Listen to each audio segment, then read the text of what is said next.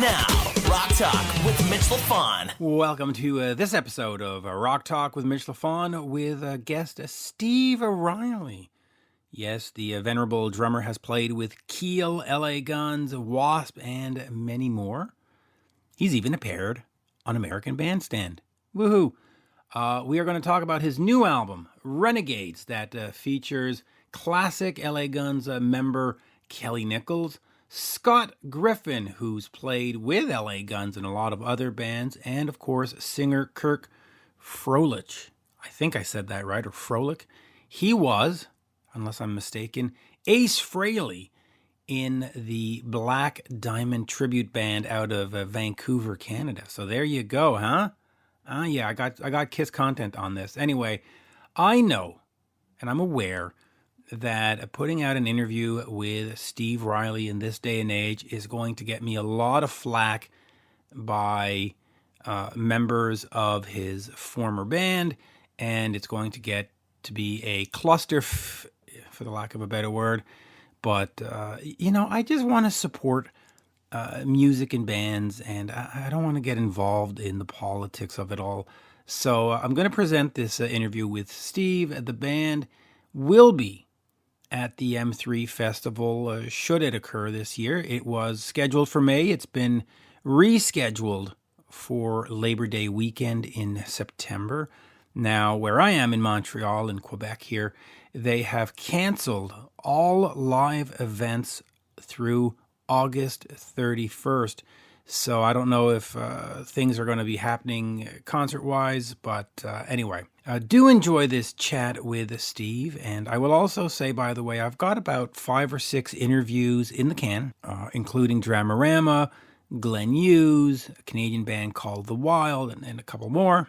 And my plan is to empty the cupboard of those interviews and then take a break. Not quit the show, not cancel the show. And no, I'm not looking for sympathy or, hey, Mitch, don't leave. I just think it's time for a little bit of a break. Not 6 months and not even monthly. I'm thinking instead of doing 2, 3, 4, 5 episodes a week or a month, maybe bring it down to 1 or 2 special interviews just for a little bit, and then get back to full steam. I'm just running out of energy. I think I've been working the socials quite a bit. The at Mitch Lafon Twitter and all that, and I get a kick out of that. And so I really want to focus my energies on that. And let's be honest, folks, there is zero money in podcasting, especially now in this COVID-19 age. Advertisers aren't picking up ads, sponsors aren't picking up stuff, and fans that would donate aren't donating. Last month, in the month of March 2020, the podcast brought in an incredible $41. And there is no way that I can survive on $41. In fact, it doesn't even pay the infrastructure to get this up on Omni, the provider, and all that stuff. So it's diminishing returns, it's labor intensive, and it's just time to focus my energy somewhere else. I'm going to keep doing these, but just not at the rate that I'm doing them. That's all I'm saying. I'm not quitting or canceling. And again, I am not looking for sympathy. I'm not looking for, hey, Mitch, you can do this. That's not at all what this is about. This is just about slowing it down where it makes sense for the energy that goes into it and the money that comes out of it sort of balances out. And at $41 a month to do 6, 7, 8, 9 shows, it's ridiculous. It doesn't balance out. 41 bucks for 2 shows a month. Okay. That seems reasonable anyway. So let us get over to Steve Riley. Sorry for raining on everybody's parade, but this has been on my mind for quite a while. So I'm just going to put the interviews out that I have, step back, reevaluate, but will be fully engaged on social media, just a lot of content on social media. I love doing that stuff. I love the feedback from the fans. So I will continue doing that. Anyway, here he is, the one, the only drummer extraordinaire, Steve Riley. We are speaking with drummer Steve Riley. The new album is called Renegades. Bonjour, Mr. Riley. How are you? I'm doing good, my friend. It's good to hear from you. Yeah, so let's get right into Renegades. Talk to me about putting this album together with Kelly Nichols, because of course, you've done so much over the years. You've done, Keel and W.A.S.P and L.A. Guns and the Bees or the Buzz or whatever that band was called. Hey, we'll talk about them in a minute because you were on American Bandstand, so we got to talk about that. But when you look at this, do you just sort of say that the slate is clean and we're just going to make the best rock record that we can make? Or do you say, okay, the fans expect another Sex Actions, the fan expect another Right to Rock? How do you sort of approach this project? Well, you know what we did? Obviously we got together to do the M3 show last year, and it went so well, and I spoke with you about it because you were there, and it went over so good that we got a lot of people that wanted to work with us, and one of them was Golden Robot Records. They contacted us right away and said they'd love to do a record with us. And so, we knew that me, Kelly Nichols, Scotty Griffin, and Kurt Frohlich were going to stay together. We were going to do some more shows together, and we were going to take it slowly. We didn't really know what the future held, but we knew that we enjoyed playing together. We really respected each one's talent, and we just felt like we really hit on something special, especially after doing M3. We really knew that we were onto something. And so as the summer and the fall went on, we had talked with, we got new management, and that was Eric Baker and Bobby Collin, and we, over at Primary Wave, New Breed, and we had talked to Golden Robot Records. And then once we knew that we were going to do the album with Golden Robot, we obviously we're living all over the country in different areas right now, all four of us. Kurt's in Florida, Kelly's up in New York, Scotty's in Las Vegas, and I'm in Los Angeles. So, we knew that this was going to be a little bit of a challenge to see where we were with material and what we had and what we could do. But, all of us are writers, and all of us were sitting on material that we had written previously, and it wasn't recorded and it wasn't played by any bands, but it was material that each one of us had written separately. So what we started doing was utilizing the internet. Thank God for that, because of this pre-production that we did. We only did a 2-day pre-production together in LA before we recorded it. But before that, we had done about 2 months of going back and forth. Once we knew we were going to record with Golden Robot, we had started going back and forth and sending each other material that each one of us had. And we all had a lot of it. So we started listening. We started talking about which songs each guy liked. And it was a very democratic process, too, where we were listening to each other about what we thought would be good for the band and what would fit for us right now. So we sent each other back and forth a lot of material, and then we narrowed it down to really 10 to 12 songs. I would say like a dozen songs. And we decided on those songs that we wanted to record together. And then I had to put together a schedule that was going to be a real one of these schedules where we just had to go for it. It was going to be flying everybody into Los Angeles, doing a 2-day, an all day and all night, 2-day pre-production in a locked out rehearsal studio over at Mates in North Hollywood. And we just went at it, putting the songs together. And like I said before then, we had worked on them through the internet and let Kurt have each song and see how he wanted to put lyrics to some of them that weren't completely finished with lyrics. And, each one of us had suggestions about what we could do with those songs. So when we did get together in LA for the 2 days, it was connected right to the 7 days of recording. So it was 2 days of pre-production into 7 days of recording. So it was 9 days together in Los Angeles. And we just really got down to business. It was a really, really nice process. And it was a fun process, too, because it wasn't uptight at all. We felt good about everything. We had time over those 2 months to live with the material through the internet and passing it back and forth. And so when we got together at Mates, we just really got down to business and put together the 10 best songs that we had.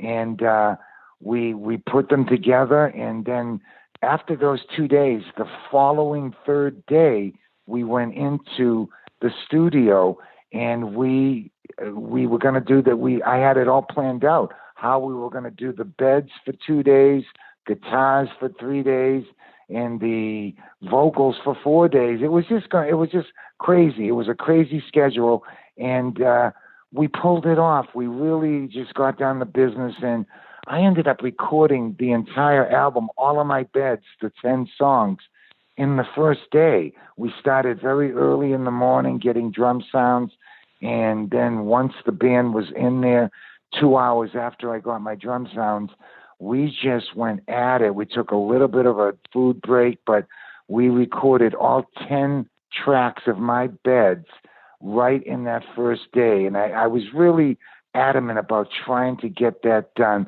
because I knew our budget was short, and I also knew our time was short because everybody was living in LA. And so that was part of the budget too, to get everybody to LA, to house them, to get everybody a PD so we could eat like normal people each day. And it was a very tight budget and a tight schedule. So after I did my beds in the first day, we just got down to business. Kelly did all his bass parts right away. Scotty did his guitars with Kurt. And then Scotty went and did his lead guitars. And then we gave Kurt about 4 days to record all of those vocals, which is outstanding because you just don't do albums like that. That's an old way of doing it. Like when you hear Ozzy and Tony Iommi talk about how they did Sabbath 1 and Sabbath 2, Paranoid, they did it, and it was a 2-week, 3-week period of just going for it, recording, mixing, mastering, and just doing everything. And that's how we did this album. It was the first time I had done an album like that, where we were just nonstop and we were on such a tight schedule. And that's really what we did. And then I let everybody go home after the recording, and I went in with the engineer and we mixed it for 4 days. And then me and the engineer, we took it over to the mastering studio and we mastered it in a day. And so it was a really, really tight schedule, but we're really happy with the way it turned out. We don't think it was an overthought thing. We didn't overthink it, and we didn't try to dissect it too much. We just went in and did what we had to do. And we were really happy with what the end result. Yeah, and I really like the first single, Crawl. I mean, I like that old school way of doing it, like the first Black Sabbath album or the first Poison album, where it's done within, 3-4 days. Because this stuff of overthinking stuff and fly this in and Pro Tools that, it's like, ugh, that's not rock and that's not rock and roll at all. Absolutely. I totally agree with you, Mitch. Yeah, totally agree. Let me ask you this: when we did the L.A. Guns Wasted album, we covered Cold Gin, or the Cold Gin track was added to it. Right. Kurt, of course, was in Black Diamond, this famous Kiss tribute band. Any thought, and then it's sort of a joking question, but any thought of maybe covering a Kiss song and maybe bringing a little bit of his roots into the project?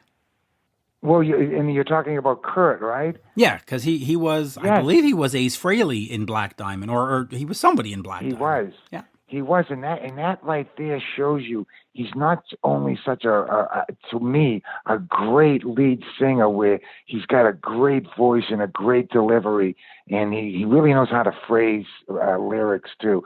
But in order for him to do the Ace Frehley part, he got to be a really good guitar player too. So it just shows you Kurt's so talented that he could play guitar great. So with Scotty playing lead and Kurt playing rhythm, we knew we had a great duo of guitars because Kurt playing rhythms, they're so strong, which is why I can't wait for you to hear the rest of the album. The rest of the album is just terrific. And, it is funny that, when we think about bringing some of the roots in of what other people did, I think we did do that without consciously doing it and saying, let's do something like a Kiss cover.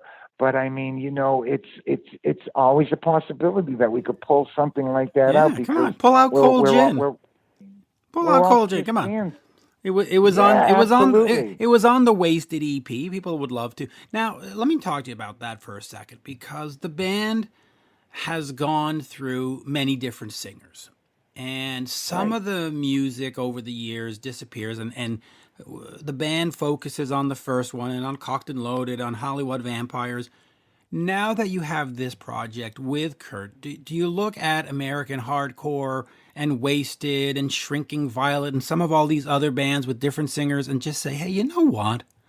It'd be a kick for a fan to hear one of these songs. I'm not asking that the set list be 15 of these songs, but, you throw one in there and go, hey, you know what? There's some fans that like Shrinking Violet. We're going to give them this one song. Is that something that you would consider? Well, you know what? I don't know if that would be something that we would really consider, only because when Kelly decided to do this with me, he's such a prolific songwriter, and he's such an original guy in every way. His whole look, he did all the artwork for the album. He's got such a great artistic outlook on everything, and he's also a prolific songwriter.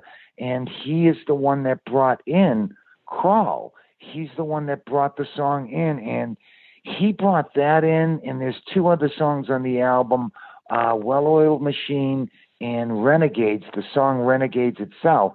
And he brought those three songs in, and they were so Kelly and they were so original. And everybody knows that Kelly wrote Ballad of Jane, and that was just one of the songs that he brought in to L.A. Guns that, we all kind of finish everything off once it gets into the studio.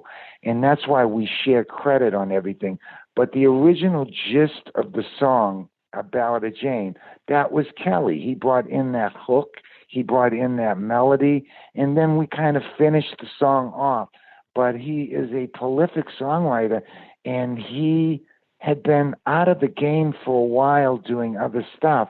And he was even wondering whether or not he still had it in him to be able to write. So when we started the process of writing and putting this album together, a lot of his creative juices started to flow, and he even surprised himself. He even had a lot more than those three that he brought in, because, the album is pretty much split up with the 10 songs. Kelly brought in 3, Kurt brought in 4 of the songs, I brought in 2, and Scotty brought in 2, but one ended up not making the album, but it will make the next album when we do record. But the thing is everybody brought in stuff. So when Kelly got involved with this, he wanted it to be a totally original L.A. Guns and stay true to L.A. Guns form too. It was a real important thing to him and to me too. And I got to say, even to Kurt and Scotty, they were very all adamant about it being an L.A. Guns sounding album, especially with me and Kelly in the band and Scotty playing with us for so long.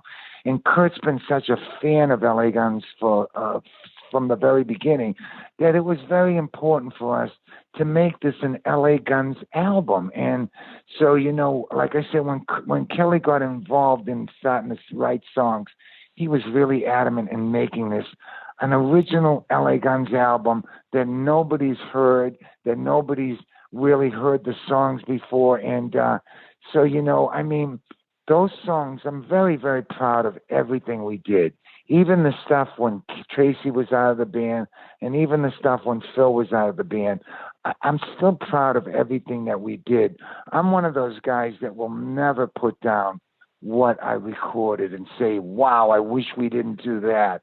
I'm really happy with everything that I recorded with LA Guns, because for the time that it was recorded, it felt good, and it was the right thing to me, and it felt all the way 100% good all the way through. So you'll never hear me put down anything that I did. Like I said, anything without Phil, anything without Tracy, I just like everything that I've done with LA Guns. Yeah, and I gotta say, one of the albums that you did with Chris Van Dahl there, the version of Black Sabbath, the bonus track to American Hardcore, was so good, so good. All right, but I agree. We have talked LA Guns for 25 years now, so I'm going to ask you a couple of things I haven't asked you before. So let me go to this band in the early '80s that you were with. The B''ZZ, the Buzz, though I don't even know how you pronounce it, but yeah, it's called the Bees. The Bees. Okay, so you did this album called Get Up, and it was produced by Tom Werman. Now, of course, Tom does Cheap Trick. He does the Motley Crue stuff. He's, his pedigree is long and wide and ranging and just terrific stuff. What was it like working with Tom Werman, the guy who brought us all those Cheap Trick albums? Did he have a different way of doing things? Did he have a special ear? Because if you listen to the Buzz or the Bees, it's a great, straight ahead, pure rock and roll album. I agree totally, and it never really got a chance to get off the ground. We didn't really have a lot of management direction at the time. But here's what happened with that. Now, you remember, we did that Bees album before Motley even recorded, maybe before Motley was even put together. We recorded that in '81. Right. And so the reason why Tom Werman was chosen was we were trying to get, not only were we big fans of Tom Werman from doing all of the Ted Nugent stuff and all of the Cheap Trick stuff, and he did a number of great albums in the 70s that all of us were fans of, but he was also the head of A&R for Epic Records at the time. So when we were looking for a record deal, we had to go through Tom Werman to get the record deal. And obviously, when he decided to sign the band, we asked him, will you produce the album also? So it was like a package deal. Tom signed us and he produced the album. But you got to remember, we're big fans of Motley stuff, everything that they did. I have nothing but good stuff to say about Motley Crue. I think they're a great band, and I think they're all great musicians, and they've just done a number of really great albums, and I'm a huge fan of theirs, and I'm friends with them too. But the thing with Werman was, this was before he had done Motley. So this was on his reputation from what he did with Cheap Trick and Ted Nugent, that we thought that, please, could you produce the album too? Not only sign us, but will you take us in the studio? And luckily he decided to do it with us. And when we went into the studio with Werman, he has his own way of doing stuff, and we followed him to the T. And we knew that he knew exactly what he wanted out of the band and what we should do. And we wish that album got a bigger chance. It didn't get a lot of chance because the direction of the band through management, knowing what to do, because we were right there at the beginning of MTV, and that Get Up video was right there when MTV was breaking. So, we were right there and had an opportunity with the door wide open, and we just couldn't capitalize on it, because it really does take a whole team of people, not just the band. It takes management and agency and everybody to push that band through the door. And the Bees, unfortunately, we didn't have that team of people around us that could do that at the time, but we had every opportunity to do it because we were right there at the beginning of MTV. We had a great band, and like you just mentioned too, we were one of the bands to get to. How's this? We were the only unsigned band to get on American Bandstand, and that's one of the things I love talking about is that the Bees were the only unsigned band, because when we did American Bandstand, when Dick Clark let us get on that show, we had not signed our record deal yet. It was before it, so it really helped us get signed to Epic Records, and it impressed Tom Werman too. But it's a little thing there. It's a little badge that I like to wear that we did get on American Bandstand as an unsigned band. So that's why you hear, if you ever watch it on YouTube. Oh, I did. I watched it tonight, and I even watched the interview where they said, and this is our drummer, Stephen Riley. I thought that was Stephen Riley. Stephen Riley. I thought that was cute. All right, so let me ask you this, because again, we've talked about LA Guns a million times, so I want to get a different side of you. You do Roadmaster, you do the Lawyers, you do the Bees, and then you're moving on to Keel. So sort of 4 projects in, an 8-year, 9-year span. Were you getting to the point where you were getting frustrated, or just saying, man, why can't I just find the guys and move on? Or was it like, hey, you know what? This is a great journey and I'm going to keep going? Because there was a sort of a bounce around for a while. Were you frustrated at some point and just saying, I got to go maybe work at fucking Ace Hardware store or something? Cause yeah. Well, no, you know what it was? I always knew that I wasn't going to give up. I always knew that I was just going to push forward. I knew I had the temperament to know that if something didn't work, I was going to try to move on to another thing. I was never at the point where I was going to say, that's it. I can't play anymore. Everything I'm doing is only a one-shot deal with one album, and it breaks up and it doesn't get the exposure or the chance to tour behind it. So I always knew that I had the strength to keep moving on. But in that time frame, too, because, just to mention the new album, Renegades, I got to produce it, too. I got to follow the project through and record it and mix it and master it, and I get production credit on it, and it's the first album that I am the producer on. But in that 9-year period, you got to remember, with Roadmaster, Todd Rundgren produced that album, so I got to work with Todd Rundgren and Roadmaster, and then with the Bees, I got to work with Tom Werman. Then I go with Keel, and I get to work with Gene Simmons.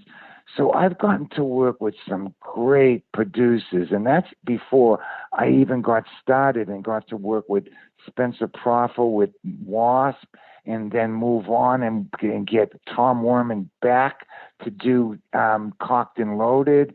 And then, obviously I did the 4 albums with Andy Johns. So I was really lucky, Mitch. I got to work with a lot of great producers that I love and really admire their work. And you really did. I picked up some. Well, let me ask you this, because you mentioned Cocked and Loaded, and I don't mean to cut you off, but when Tom comes in and does that LA Guns record, is that a connection with you and you go, hey, I know this guy, we worked together on the Bees? Or was it just the label said here and you're like, hey, look at that, it's Tom. Hey, let's do this again. Like, how did that connection? No. Okay. Hey, you know what? I got to tell you right away, when I joined LA Guns, and I think I've told this story a few times, when I joined LA Guns, they had a whole machine put around them. They even had that producer that did the first album that I really believed the first album could have been even bigger if it was produced better. I will go to my death thinking that. I know that album with that material could have sounded even way better with a better producer. But here's what happened. When I joined LA Guns, I was coming right from W.A.S.P. That means like headlining Long Beach Arena to going back to LA Guns and doing the Country Club in Los Angeles. So when I joined, I saw that the machine that was built around them. Now remember, I'm coming from W.A.S.P. and I'm coming from Iron Maiden management and just huge agency and huge everything with W.A.S.P. So when I joined LA Guns, I knew that the management and the agency and the accountant and just every deal was going to have to be redone. And I pretty much did that on my own. I found the new management, Alan Kovac, on my own. I interviewed like about a dozen managers on my own. I went by myself. I was in LA Guns already. So I brought a bunch of people on that weren't with LA Guns when I joined, and we redid the whole machine. Now, once we redid the machine around us with new management, new agency, new everything, Bill Elman, I got tons of people on that were working for W.A.S.P. And so when we were ready to do Cocked and Loaded, absolutely I brought Tom Werman's name up. There was no doubt that I was going to bring Werman's name up because I knew everybody in LA Guns were big fans of Motley's, and they were big fans of Ted Nugent's and Cheap Trick. They were big fans, all four of the guys that I was joining with. And so I absolutely brought Werman's name up, and they were like, really? And I said, yeah, I had already worked with him. So that was definitely a connection that I brought in also, was Werman.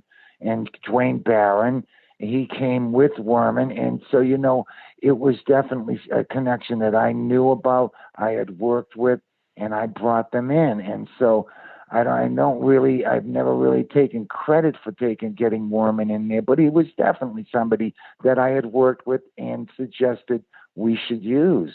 Yeah. All right. So let me ask you this then, because you did mention the Long Beach Arena. Live in the Raw, the W.A.S.P. album, part of it was recorded there, other part was in San Diego. Mm-hmm. You've got this 3-album run, you've got this live album. What happened where you said, okay, I'm going to step away from playing the Long Beach Arena and I'm going to go back to the clubs and slug it out? Why the move? No, it was definitely not my move. I've told people so many times I loved being in W.A.S.P. I thought that Blackie, Chris Holmes, Randy Piper, and myself were a great band. I thought that we were on a roll, and I thought that not only theatrically did we look good, we sounded great live. We were absolutely making headliners shiver. And I mean big headliners, because we tore up places. We got the crowd going so crazy. So after we do The Last Command, Blackie decides to fire Randy Piper. And that was letting go a huge piece of the band, because not only was he a great lead guitar player, remember, he did a lot of the leads. Him and Chris, they were both lead guitar players, but a lot of those Billy Gibbons type of leads that you hear like on Blind in Texas, that's Randy Piper playing. So not only are we losing a great guitar player, but he was the second voice of the band too. He was that second voice. He was the guy that was harmonizing with Blackie on all of the songs. I sang a third part and Chris didn't sing at all. But, Randy was a huge, huge piece of how W.A.S.P. sounded and looked. And when Blackie on his own decided, well, it was his band, but he decided to fire Randy. When he fired Randy and we went in and did Electric Circus and then Live in the Raw, he was slowly pulling the whole band apart. I was the next one to go. I got fired from W.A.S.P. I didn't quit. I think I thought you knew that, but I got fired from W.A.S.P. And then after he fired me, he kept Chris for a few years, and then he fired Chris.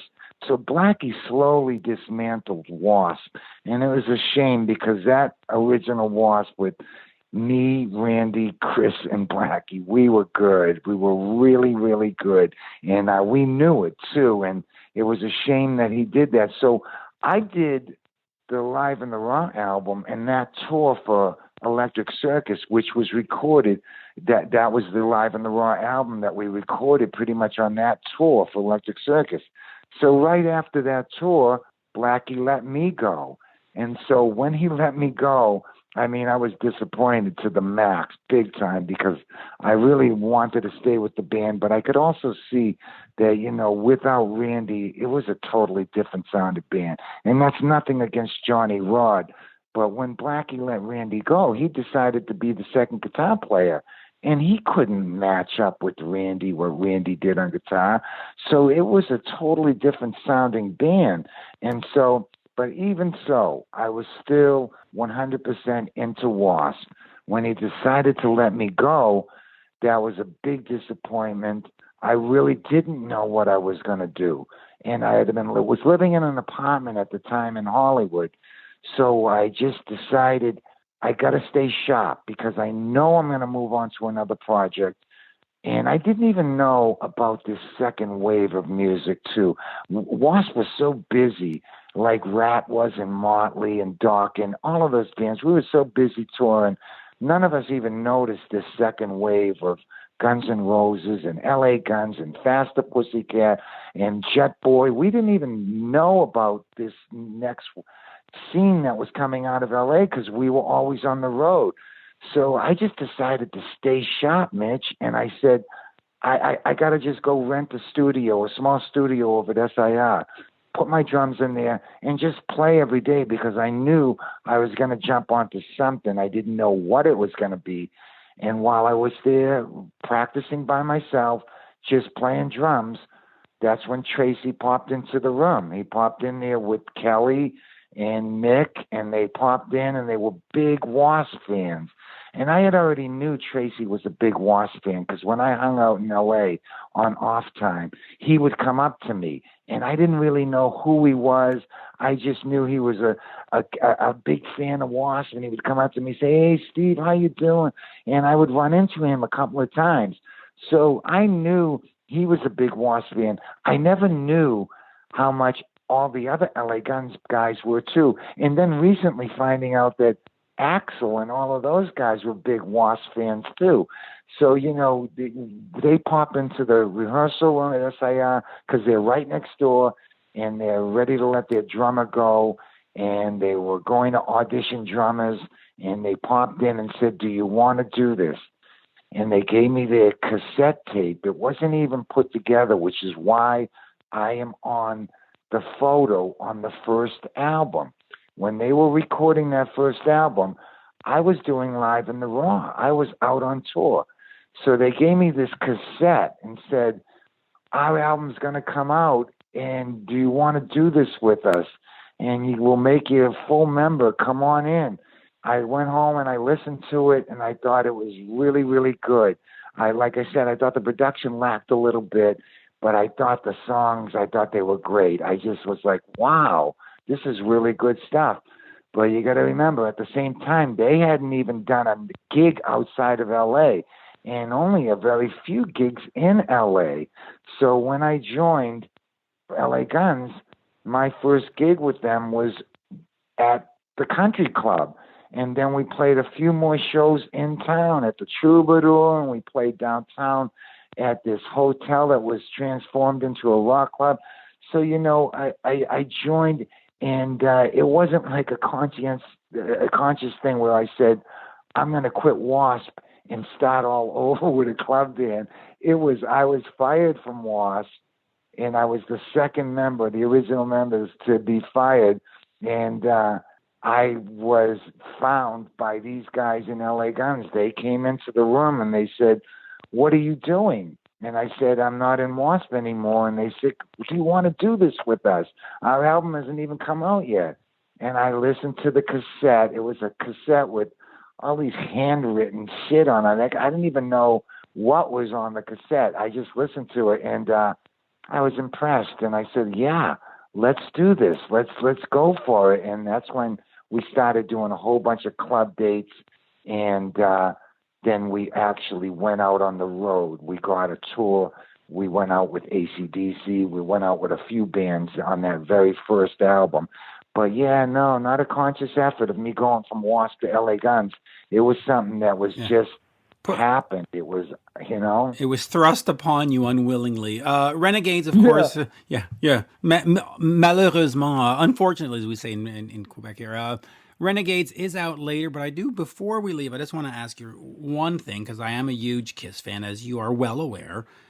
You did do that album with Gene Simmons, and he's credited as producer, but of course it's 1985. He's off also doing the Kiss Asylum album and the Kiss Asylum tour. How much of a producer was he? Was he there in the studio, or did he sort of show up every 2 weeks and go, "What do you got, boys? Great. All right, let's get to," what kind of producer was he? You know what? He was there from day one, because when I was before everything, now in between the Bees and me joining Keel, I was doing every kind of little small thing around LA.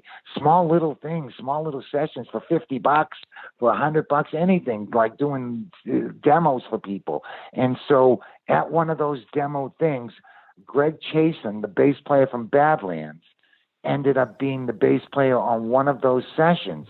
He told me about Keel. He said, "You should call them up. They're getting ready to do an album with Gene Simmons." I called them up and I said, "Give me a chance to come down and just play for you. I think that, you guys will dig it, and I'd like to check this out with you." And I went down and I played with them. They really dug it. The next day, Gene was in that rehearsal studio with them and with me to check me out. Gene loved it, and he says, "Yeah, let's move forward. Let's do this." And I was in. And from that point on, the whole pre-production of Keel and the whole recording of the album, Gene was in there every single day. In fact, Gene not only was in there every single day, him and I ended up doing a lot of the background vocals on that Right to Rock album together. And so he not only produced it, he did the backgrounds, and I got to sing with him, all of those backgrounds. And Gene was a big, big influence on me. He was one of the great producers that I felt like I got to work with Todd Rundgren, Tom Werman, Andy Johns. Gene Simmons is in there. And believe me, he was totally hands-on with the Keel album all the way through, because I was there and I saw it and I was very impressed by it. And that's why his impression on me stays with me till today, because of how a producer's supposed to be there and be involved and make sure that, everybody is doing what they have to do. And Gene was in there, and just for the record, he was in there every single day of pre-production and recording, the whole thing. Wow, that's amazing. And I'm just I'm trying to do the math on this thing, because it came out on March 26, 1985. So we're really looking at what, 35 years now or something like that since it's come out? Yes. Unbelievable. Yes, and you know what? I had joined W.A.S.P because I had just finished my recording with Keel. I had just finished doing all the background vocals with Gene Simmons in the studio over at the old record plant on 3rd Street.